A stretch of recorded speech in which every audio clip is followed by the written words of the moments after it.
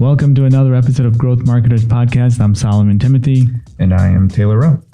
Today we talk about how to navigate your niche. I think the idea of nailing your niche, picking a niche is even more popular and important today, really than ever, especially with the overload of content and companies that are out there in the online world.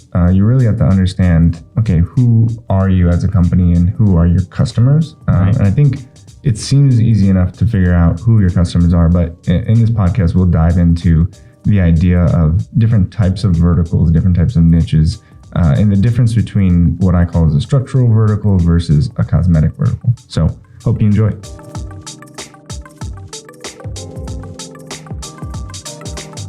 So today we are talking about navigating your niche, and I've been turned on to this idea of structural verticals versus cosmetic verticals. And to me, for any business, this is important. I think especially as marketers, salespeople, business owners, you really have to understand who you're selling to, right? And who your market is. And it may be different than who you're selling to today.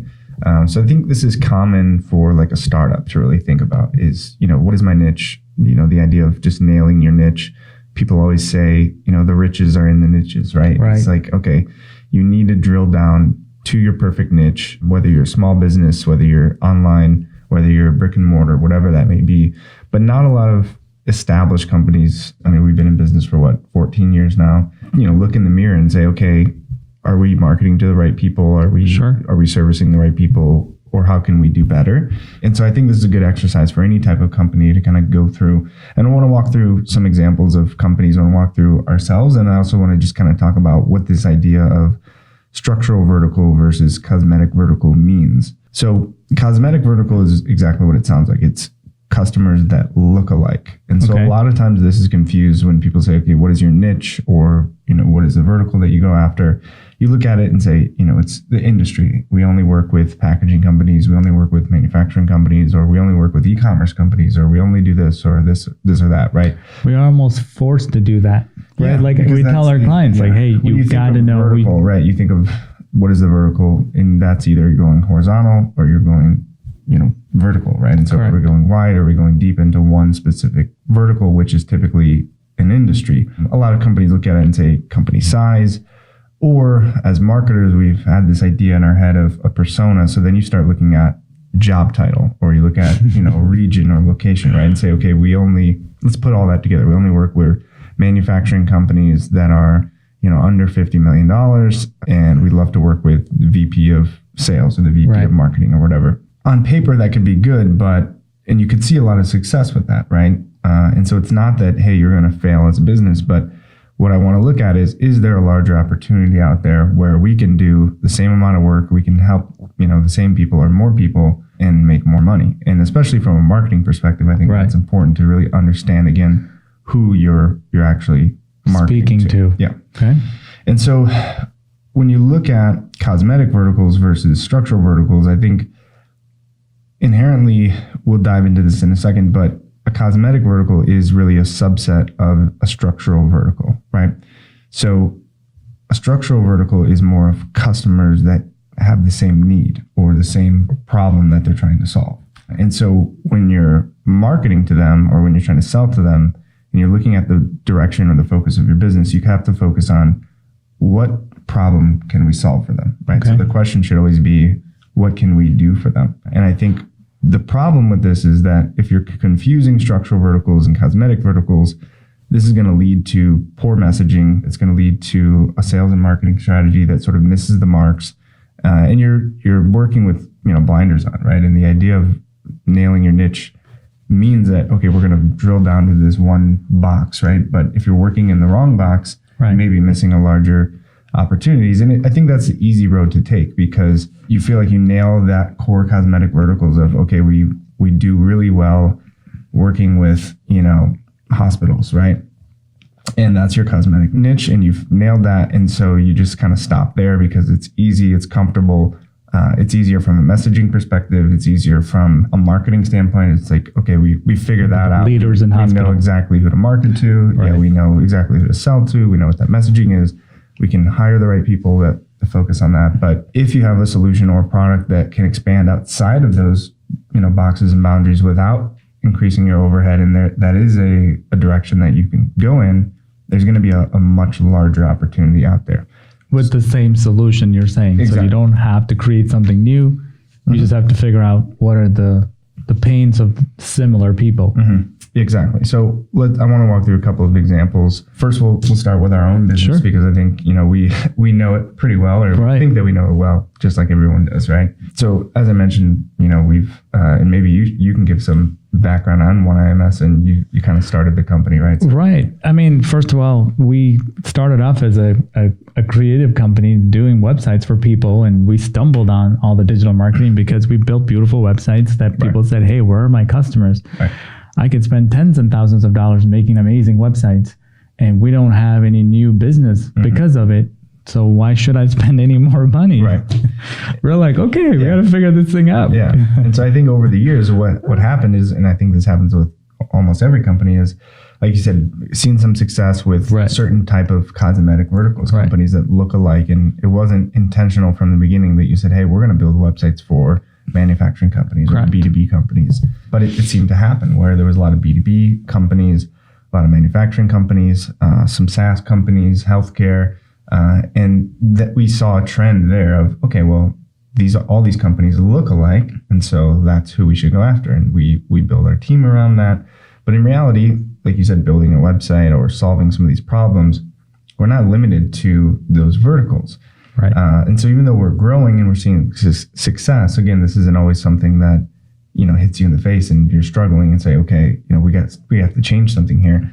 We were growing, at substantial rates and adding multiple offices and hiring people, bringing on companies, and they all kind of most of them fit within this same sort of cosmetic vertical, but every once in a while you get another client that would reach out or another opportunity. And I think from a sales standpoint or from a marketing standpoint, you're worried about alienating potential business. And so you don't want to commit to one vertical. And so even then, where we thought we found these verticals from a cosmetic standpoint, we were a little bit afraid to commit to it because we're like, well, we couldn't put a name to it, but we can help companies that, sell shoes and hats online, just as we can help somebody who's selling, some sort of service or some sort of product. LED lights. Space. Yeah. So it's like, we knew that, we didn't want to commit to that, but we weren't really sure why. Right. And so there's some confusion there and some conflict between, marketing and sales and overall direction of the company.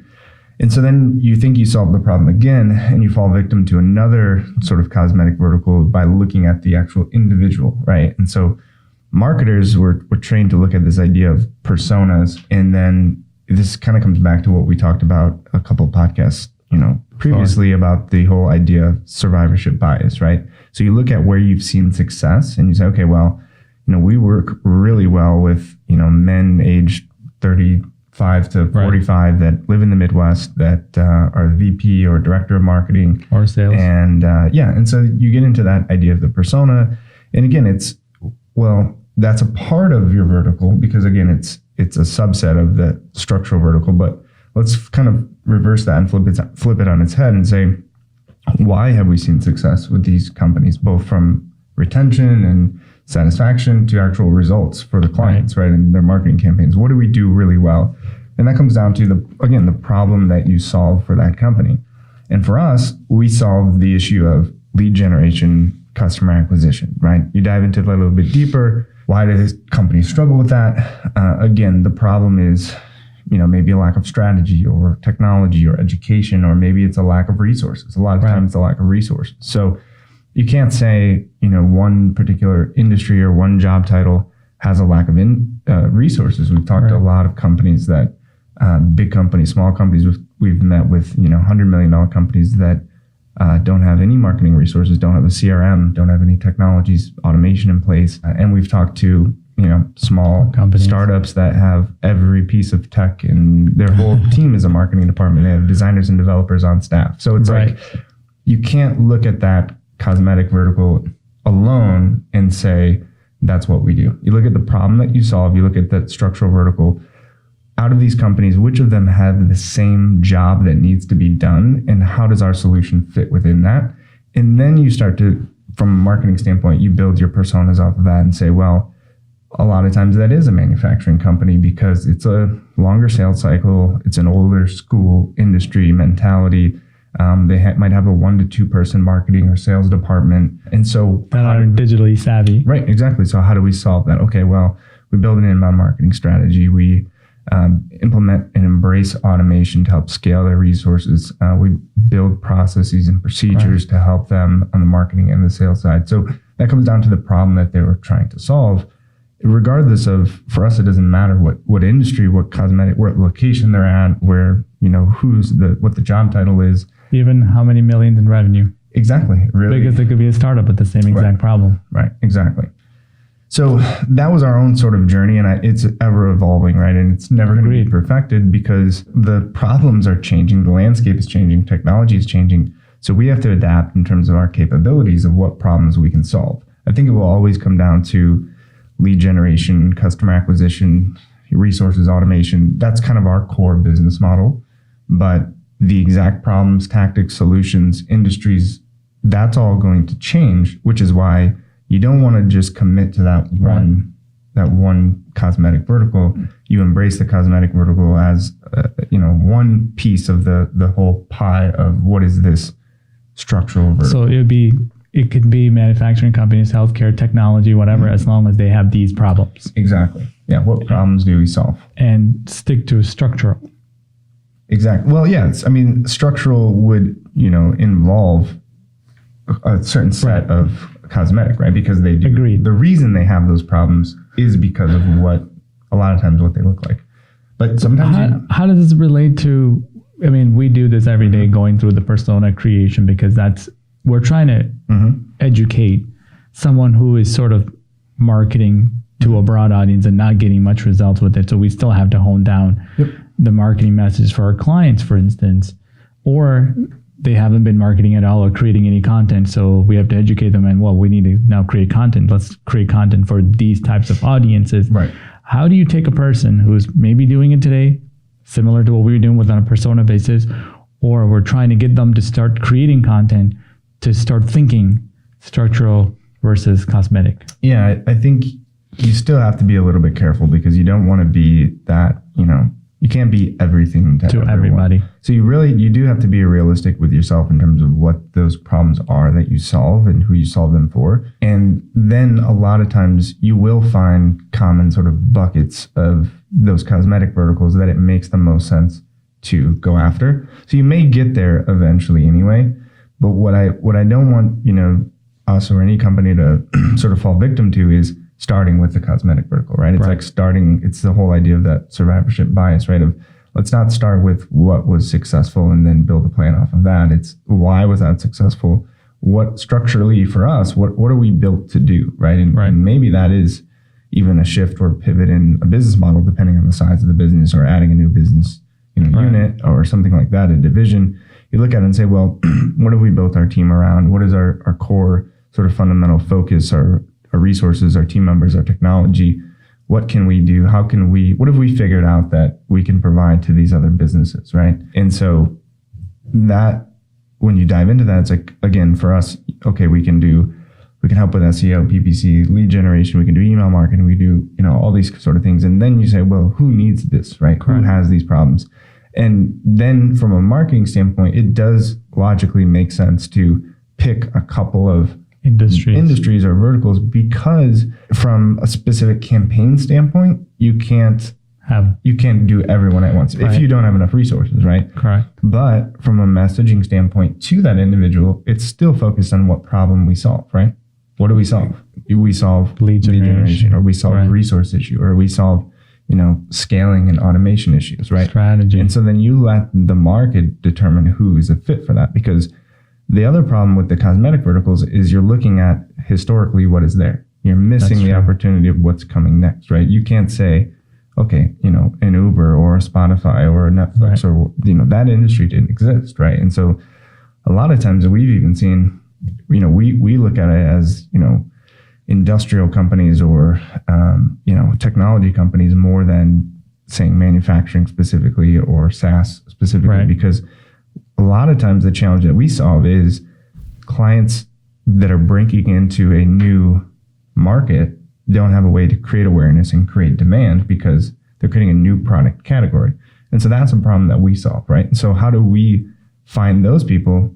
Help them There's create demand. they don't have an industry. That's their whole problem. Right, you can't put that on the website. You can't create a page for it. Right. So let's help you create a new category. Well, it is, right? It's, it's going from whatever obscurity to, market domination. Right? Yeah. So that's the idea behind it is it's almost a mindset thing of like, let's not limit ourselves. And then your whole sales strategy, your whole marketing strategy evolves from that. So another example, and maybe this will help our audience understand. Yeah. So maybe a more well-known company, right? Let's look at Shopify. So brief history lesson on Shopify. Shopify started, as most businesses do, out of necessity, right? Great products, great businesses. Someone has their own personal problem that they're trying to solve. So they created Shopify for them to sell their own snowboard equipment online because they were frustrated with the existing options for a small business to sell snowboard equipment, right? So if you look at that and you say, okay, well, what probably happened was, okay, we built this to sell our snowboard equipment. Let's go find other maybe non-competitors, somebody who sells skis, somebody who sells hats and gloves, and let's allow them to sell their products, right? And so the natural evolution of that is we're going to dominate this. We're going to create this platform to dominate the online snowboard experience. Experience, right? So all online sales of snowboards are going to go through this platform, Shopify. And then, they go out and find investors and they, raise money. And it's like, you can see that pitch of, okay, we're going to expand our next expansion from a cosmetic vertical standpoint. We've seen a lot of success with online snowboards. So it makes sense to let's go all winter sports, right? And then from there, let's just go all sporting equipment. Right. And then now we're sitting here in 2019, looking at in 2020, and Shopify is the leader in e-commerce, online. I'm saying if they would have followed that evolution, they would be the leaders in online sporting goods sales, right? And what that would have done is would have took just as much time, just as much resources. They would have hired the same developers. They would have had to raise the same amount of money. Because they're building this platform that right now is agnostic to whatever you're trying to sell. But if you were trying to sell hats, gloves, snowboards, skis, boots, whatever that is, and then you get into baseball bats and footballs and gloves and all these kind of things into the broad sporting goods market, tennis rackets, it's the same technology. It would take just as long, seemingly, and they would have probably dominated that market, but the reward would have been a fraction of where they are today, right? And so that's what I mean of, don't become a victim of your own success with your clients and put those blinders on and focus on that one niche that from a marketing standpoint, a sales standpoint, it would have been great from a messaging. It could have been easy. They would have said, hey, we help you sell sports equipment online. And then anyone who sells sports equipment would have done that. But it also leaves the door open for competitors to create what is now Shopify, right? And they're also alienating potential customers because they could have had somebody, the third customer could have been somebody who wanted to sell hats, and they see the messaging of, we help you sell sports equipment, and they don't understand my industry. I can't reach my customers on this platform because I sell hats. I don't sell winter hats. Right. I got to see what their homepage says today. So let's look at it. Yeah, I pulled it up here. What does it say?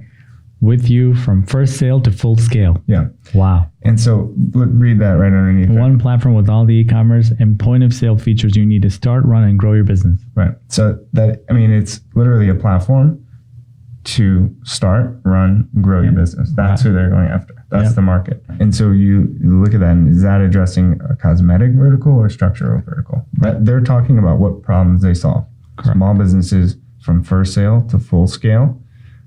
Anything e-commerce, of course. That's their focus. It's obviously everything you need to start, run, and grow your business. That's a problem that they solve, not an industry that That's true. They've seen success in.